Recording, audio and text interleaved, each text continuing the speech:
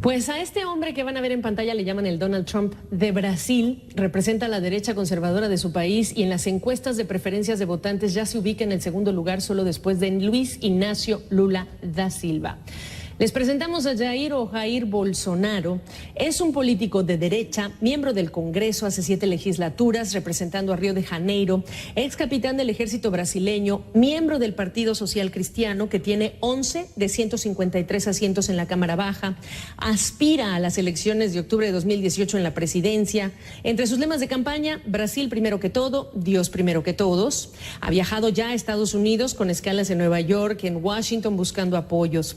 Él es crítico de la clase política y más ha aprovechado los escándalos de corrupción en Odebrecht y en Petrobras. En la más reciente encuesta de O Globo de fines de octubre quedó claro que Luis Inácio Lula da Silva, de postularse junto con Jair Bolsonaro, llegarían a una segunda vuelta o segunda ronda electoral. Es controvertido también por comentarios que le han costado incluso pago de multas cuando se ha referido a mujeres o miembros de comunidades afro-brasileñas. Así que hay que preguntarnos la viabilidad de Jair Bolsonaro, un apellido que hay que aprendernos, y le agradezco a Mónica de Bolle del Instituto Peterson de Economía Internacional en Washington que me acompañe. Mónica, tú dirías, ¿es este un candidato moderado? Yo pienso que no. No es un candidato moderado, todavía se presenta como el anti-Lula. Entonces, el candidato que es la antítesis de Lula. Entonces, Lula es un extremo, este es otro extremo, a la derecha, como dijiste. ¿Es un candidato viable realmente? Por ahora parece que sí, porque todas las encuestas que hemos visto indican que está en segundo lugar y además la penetración de Bolsonaro en el país es increíble. Tiene un potencial de voto muy grande en el país y en todas las clases sociales. Entonces, desde las clases más bajas hasta las clases más altas. Es increíble su penetración. ¿Cuánto esperamos que esa segunda posición o esta, digamos, cercanía con Lula se vaya reduciendo conforme el resto de las fuerzas políticas presenten a sus respectivos candidatos? O incluso en ese escenario en los próximos meses, Bolsonaro va a destacar. Esta es la cuestión principal. Ahora estamos a un poco menos de un año de las elecciones. Entonces, hay muchísimo tiempo para que se sepa de facto lo que va a pasar.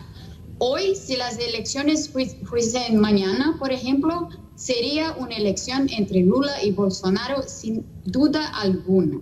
Pero si las elecciones siendo en 11 meses, 10 meses y pico, no se sabe porque no se sabe todavía cuáles serán realmente los candidatos. Tenemos algunos nombres de centro derecha y de centro izquierda que ya han se dicho candidatos, pero hay otros nombres que no se han declarado así como candidatos, pero que pueden ser fuerzas importantes en este escenario ahí de Lula y del anti-Lula. Y aquí hay que recordar que nos hace falta que se confirme o no en segunda instancia el fallo que tiene a Lula en veremos si es que va a poder contender o no por la presidencia, por el Palacio de Planalto, para recordar en qué contexto también se encuentra este liderazgo de preferencia que tiene Lula.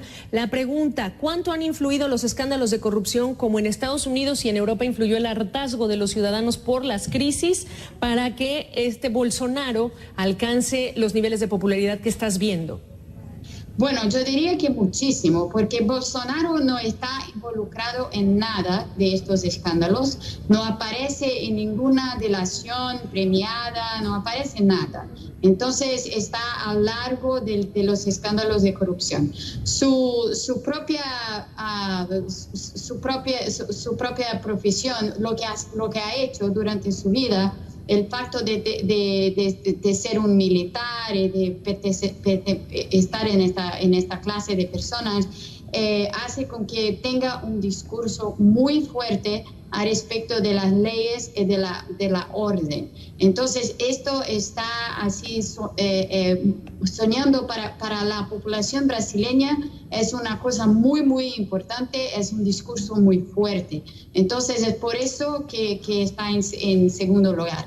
No tiene idea, hay que decir que no tiene idea Bolsonaro de lo que pasa en la economía y no tiene idea alguna de lo que hacer con la situación económica de Brasil. Esa era la siguiente pregunta que te hacía yo. Turn down for what?